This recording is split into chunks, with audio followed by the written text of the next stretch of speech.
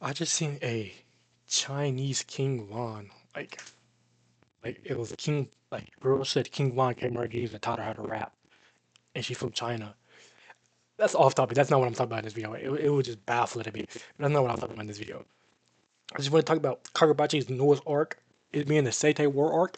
If I wasn't making videos at the time, but if you know me, I love Kagurabachi, and one of the most arcs I wanted to see was the Saite War ever since seeing that fight, in the panel of that fight with the sword bearers versus Soga.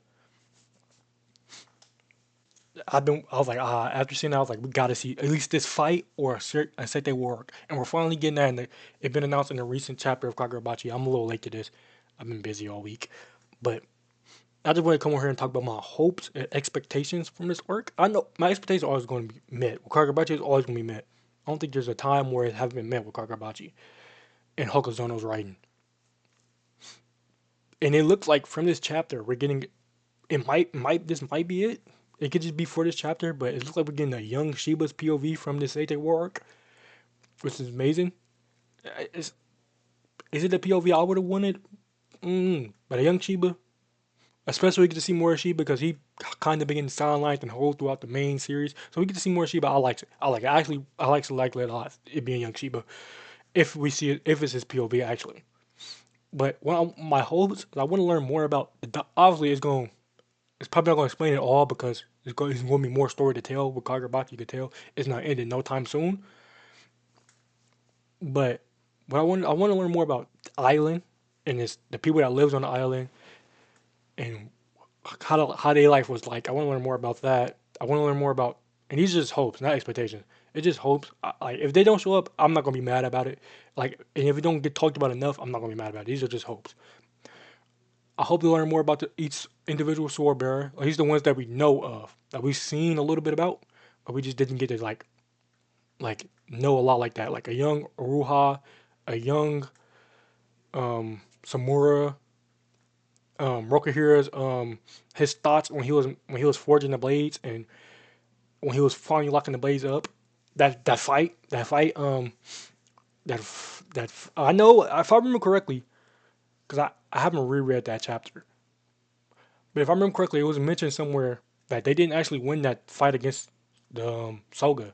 The Sword Bears didn't win that fight against Soga. He kind of like turned himself in, kind of in a way.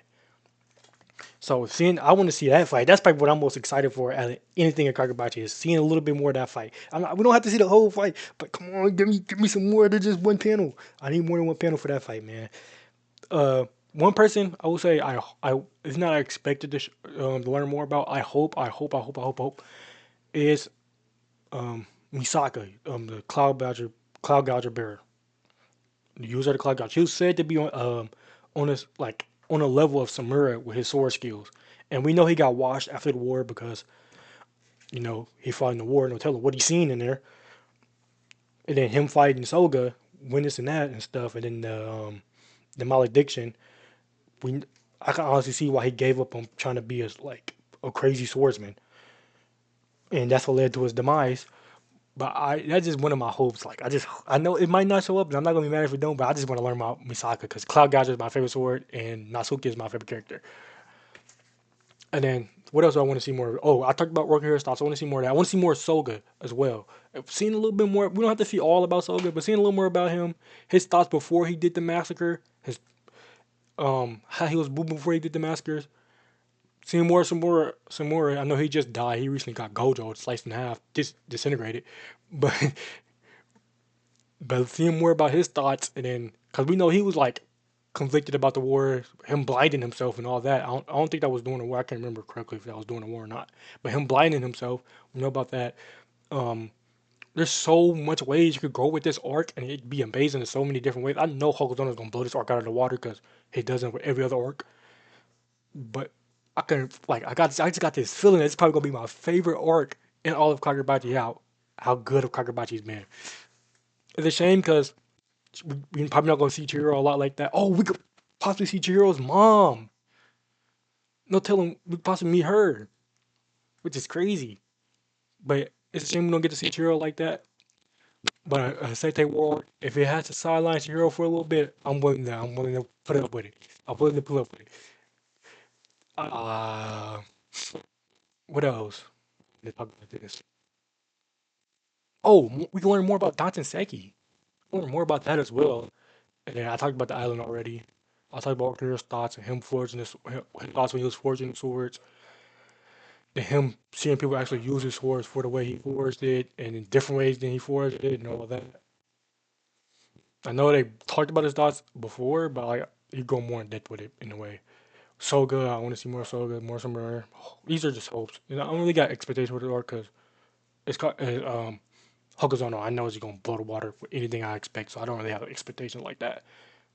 But those are just hopes, like the hopes I want to see for this arc, and the ways it can turn out. Like, oh my god, I know I already talked about this, but I'm really going in circles right now because that's how much I want to see about this Sete word. I'm going in circles, but that fight, the sword bearers versus Soga, that fight, bro. Oh, and the Kagurabachi anime. I hope we get. I hope that gets announced this year. Well, I don't know why they haven't announced that yet. They're probably saving it for like a special event. But Kagurabachi will do numbers as an anime, especially its fights, its characters will go crazy. But that's what I'm gonna talk about. I almost forgot Young Shiba. I already talked about that. I'm bugging. Seeing more of a Young Shiba though, like Shiba always gets highlighted a lot, so seeing more of him is gonna be amazing. But I just want to talk about Kagurabachi's newest arc, what I hope to see in the newest arc, and then we gotta see some crazy fights. We better see some crazy fights in this arc as well, bro. I like, oh my god. I just want to talk about my whole for this arc, and it's probably gonna be one of my favorites. The way Hoku's on the writing is, and Kagurabachi is just great all around. I I didn't read Kagurabachi when it first came out. I read around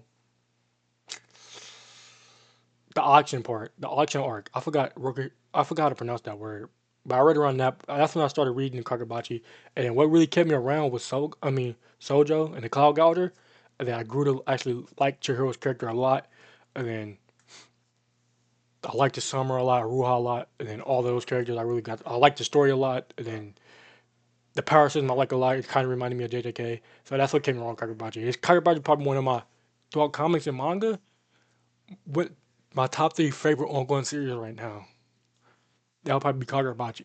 If Kagurabachi is not top three for sure.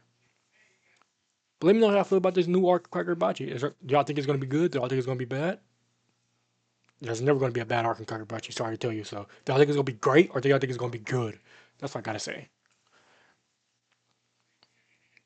Oh, did y'all see that? Um, a lot of burger places and their CEOs clowning McDonald's. This off topic, nothing to do with Kagurabachi at all. Clowning McDonald's the way he bit his burger. Like he bit that, he called it a product, and then he took a Squidward bite out of his fucking burger. And then a lot of burger places CEOs, I think it was um, Burger Kings. I think it was some other places, and they was taking massive. Obviously, we never seen any of them swallow it. They edited that part out. But they was taking massive bites of their burgers, actually calling the burger a burger. I was like, that was terrible PR for McDonald's.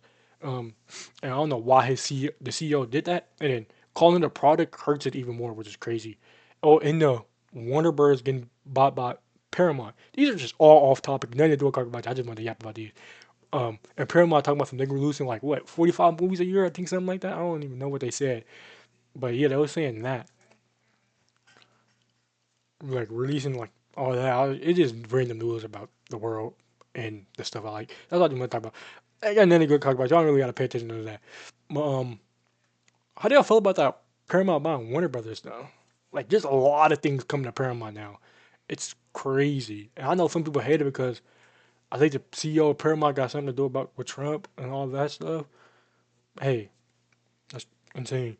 Y'all really got to pay attention in that video, but that was just me yapping about random stuff.